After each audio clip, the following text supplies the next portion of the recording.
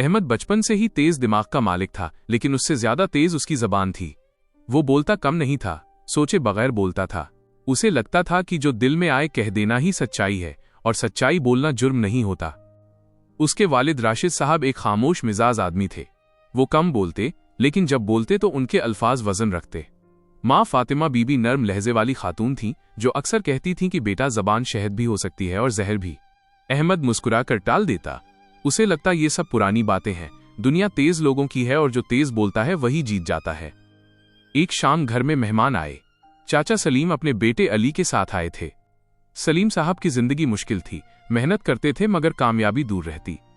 अली पढ़ने में कमजोर था, लेकिन अदब और खामोशी उसका जेवर थी। खाना लग चुका था, बातों बातों में इम्तिहान का जिक्र आया। सलीम साहब ने झिझकते हुए कहा कि अली इस बार भी पास नहीं हो सका। अहमद के चेहरे पर हल्की सी हंसी आ गई।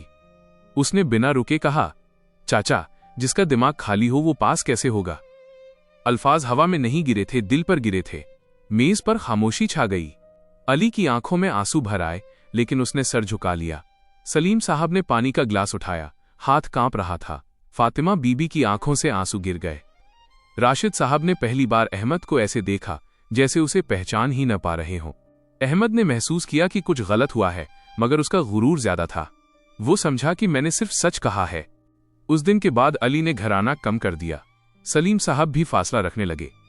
और अहमद, वो अपनी जिंदगी में मसरूफ हो गया। वक्त गुजरता गया। अहमद ने तालीम मुकम्मल की, अच्छी नौकरी हासिल की। अब वो सिर्फ तेज जबान नहीं, ओहदे वाला भी था।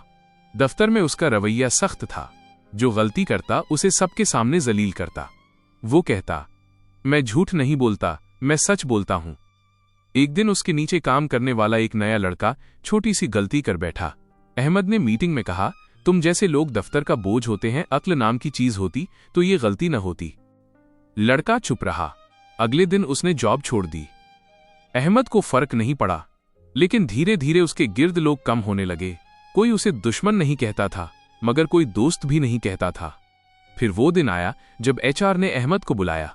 चंद जुमले थे, मगर भारी थे। तुम काम जानते हो, लेकिन तुम्हारे अल्फाज लोगों को तोड़ देते हैं। कंपनी ऐसे लोग नहीं चाहती। अहमद के पैरों तले जमीन निकल गई।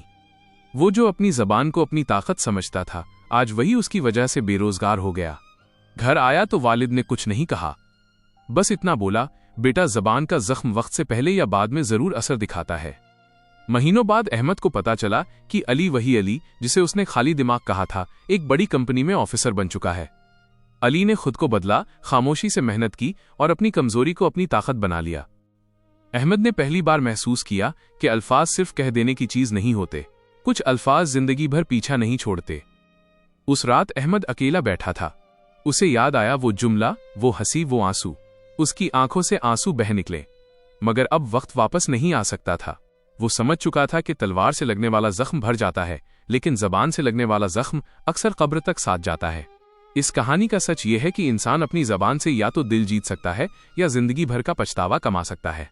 अगर ये कहानी आपके दिल को छू गई हो तो वीडियो को लाइक करें, चैनल को सब्सक्राइब करें और कमेंट्स में अपनी राय जरूर लिखें।